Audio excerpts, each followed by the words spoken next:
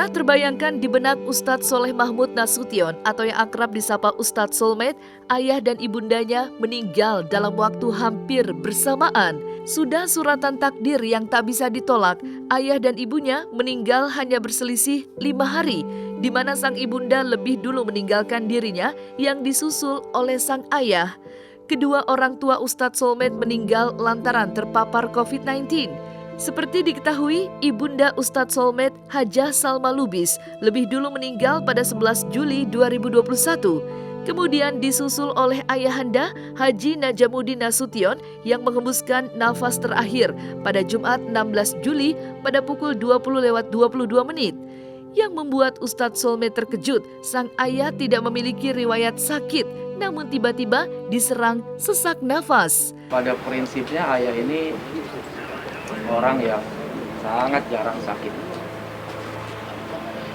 dan jarang ke rumah sakit. Seingat saya ke rumah sakit itu hanya 2 kali sama terakhir beliau di penghujung akhir hayatnya. Pertama saat waktu itu beliau ada musibah, kemudian menjelang wafat ini di rumah sakit. Jadi secara normal ya saya melihat ayah memang baik-baik saja, sangat tidak terlihat kalau ayah itu memang sedang sakit, kecuali sakit-sakit yang umumnya gitu, kayak orang meriang, kayak orang panas, batuk. Terus kalau ditanya gimana ayah, enak, kita bawalah ke dokter, kita suntik vitamin dan lain-lain sebagainya. Nah, sampai kemudian saya lupa tanggal berapa itu emak mau berangkat ke rumah sakit pagi hari gitu, dan kita udah janjian sama ayah gitu buat minta dibangunin. Ayah nanti ingetin ya pagi-pagi, takut kitanya masih habis subuh molor. Kalau ayah kan Masya Allah gitu, dia tahajud bangun terus sampai subuh, udah sampai duha nggak tidur lagi dia. Nah, takut ada yang ketiduran, tolong bangunin gitu. Jadi kita pesan karena mau bawa emak waktu itu ke rumah sakit untuk darah Cengkareng. Emak tuh udah bangun, udah duduk, udah mau kita siapkan makanan saat itu. Tiba-tiba secara mendadak ayah tuh kayak kena serangan sesak. Tiba-tiba sesak gitu. Saat itu dia sesak. Akhirnya ya dengan segala macam ikhtiar saya cari oksigen dulu. Waktu itu kita mau ngisi oksigen, nggak dapet karena oksigennya habis. Balik kita ke rumah, begitu balik ayah masih tetap nyesek. Udah nggak ada jalan lain kecuali bawa berangkat ayah ke rumah sakit. Nah, sampai di rumah sakit proses termasuk ronsen. Di ronsen ternyata paru-parunya sudah banyak virus. Sampai akhirnya karena napas pakai oksigen tidak lagi bisa, yang normal lanjut naik ke ICU pakai apa itu? Ya, mesin dulu yang sebelum ventilator. Beberapa hari ayah di sana sampai kemudian harus menggunakan ventilator, dan akhirnya hari Jumat tanggal 16 Juli 2021 jam 20.22 informasi dokter ayah dapat meninggal.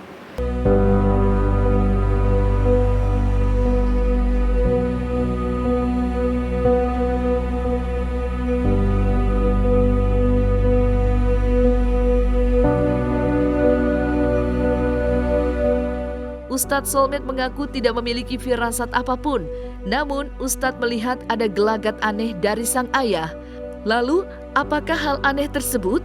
Ustadz Solmed pun menceritakannya. Ini sebelum ke rumah sakit ya, dan masih dalam keadaan sehat gitu. Paling beberapa minggu sebelum ke rumah sakit,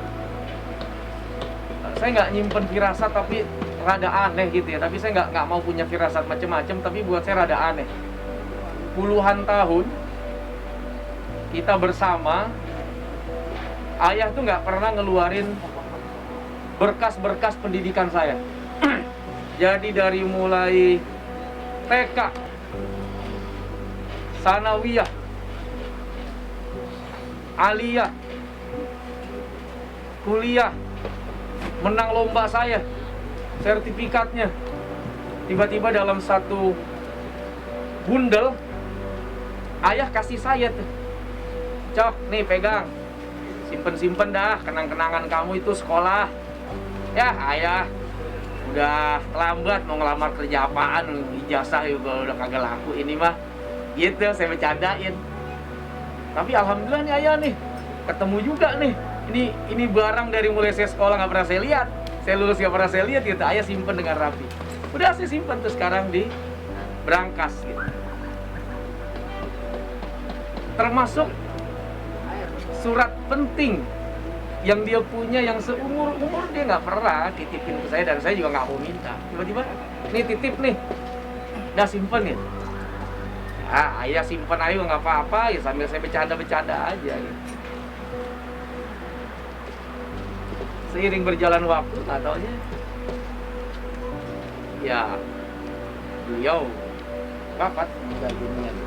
Insya Allah ayah adalah orang yang baik ya, tidak pernah neko-neko, hidupnya benar-benar santai, benar-benar menikmati kebersamaan dengan kami di rumah. Ayah juga ya tahadus bin nikmah ya, bahkan dari mulai saya SD, ayah itu selalu, seingat saya, mendawamkan bangun malam, selalu tidak tidur lagi sampai nanti selesai melaksanakan sholat duha. Nah, kalau nanti ayah dagang, biasanya habis zuhur baru ayah tidur. Itu yang saya ingat bagaimana istiqomahnya. Tidak pernah terbayangkan, tidak pernah ada dalam bayangan kalau ayah, emak meninggal dalam waktu yang hampir bersamaan.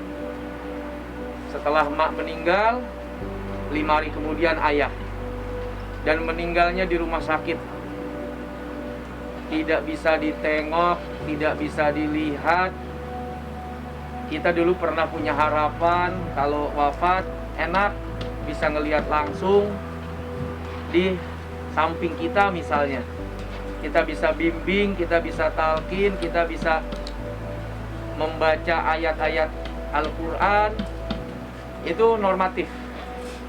Tapi ya kita yakinlah kepada Allah Subhanahu wa ta'ala. Mudah-mudahan dengan izinnya Allah, ayah emak di akhir hayatnya tetap selalu ingat kepada Allah Subhanahu wa ta'ala. Bisa jadi pengganti Ustadz saat Ustadz lagi pergi. Jadi kayak sultan lahiran, Ustadz lagi di luar kota, ayah yang mengajarkan, ayah yang nemenin saya. Begitu juga sehari-hari kita. Jadi ya ngomongin apa-apa sama ayah gitu. Dan saya tahu banget ayah orang yang sangat-sangat penyayang, yang sangat peduli banget. Sampai-sampai kalau suatu hari saya buat kue, terus ayah lihat gagal, dia nengok, terus dia bilang, April kenapa gitu gagal ya, besok ayah tanyain ya resepnya gimana, nanti dibuat sama beli. Jadi sampai kayak gitu supaya saya tuh nggak ngerasa kecewa, nggak ngerasa apa, dan ya begitu. Kenapa saya satu rumah sama mertua, tapi alhamdulillah baik-baik aja, karena mertua saya ini orang yang nganggap saya seperti anak juga.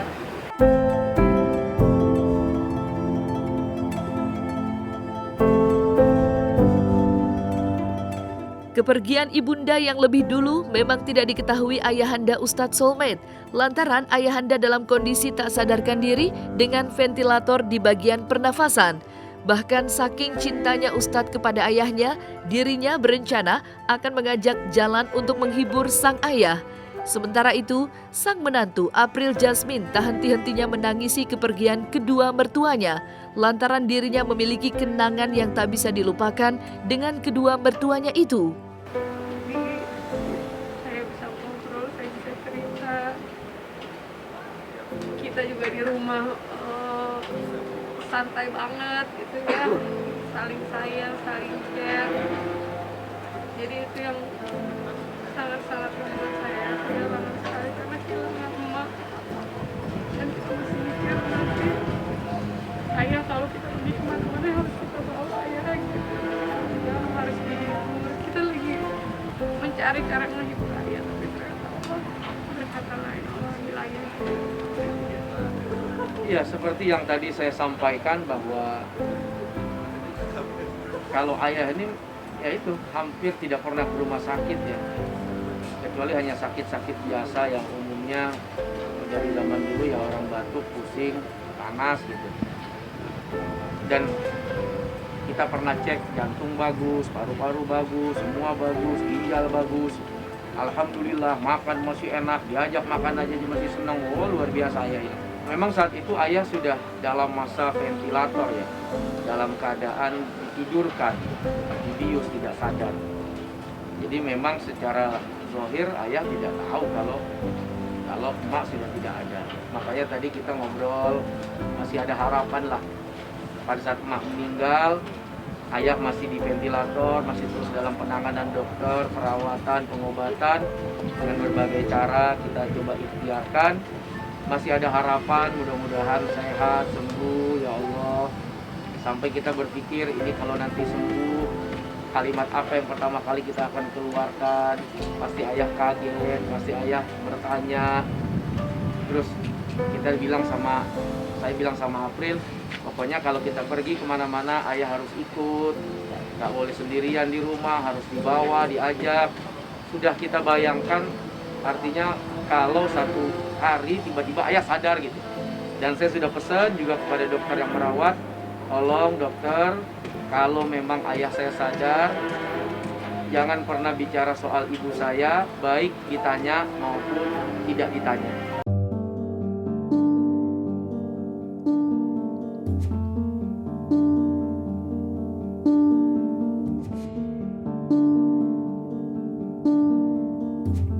Tak berbeda dengan April Jasmine dan Ustadz Soulmate, anak-anak mereka pun merasa kehilangan sosok panutan.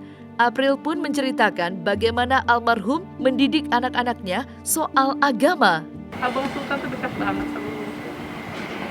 Jadi dia nyariin ke kamar ompong mana gitu, nggak ada bang. Ngomongnya di rumah sakit, Oman kan masih di rumah sakit ya. Terus dia nyariin lagi, kenapa belum pulang? Cewek udah meninggal bang. Kenapa ompong laki nggak pulang, masih sakit bang. Ya anak-anak nyariin, kadang ngeliat foto aja kan di rumah. Ini foto cewek meninggal, ompong laki di rumah sakit. Karena biasanya bercanda, apalagi kalau ke Sultan itu kan ompong udah 7 tahun, ayo belajar sholatnya harus bener. Jadi ompong tuh tiap kali azan, ompong pasti udah langsung ngajakin ayo sholat ya udah pada berbaris gitu di depan kolam. Terus ada tempat kesenangannya ayah lah, sholat di situ. Yang nggak tahu nih data zaman dulu kali ya. Kalau kata ayah, saya sih lahir tahun 52 gitu. Tapi di data KTP 54 gitu. Jadi kalau secara kenyataan hidup berarti ayah 69 tahun. Cuman kadang kan orang kampung itu bikin apa namanya ya, akte data segala macam bisa telat, akhirnya berpengaruh kepada informasi data yang ada. Orang-orang dulu kan gitu, malah ada orang dulu yang umur berapa ya seumur pohon depan dah gitu. Siapa yang mau neliti itu umurnya gitu. Nah, orang dulu macam-macam memang. Nah, saya pernah ngobrol sama ayah, saya tuh 52 lahir.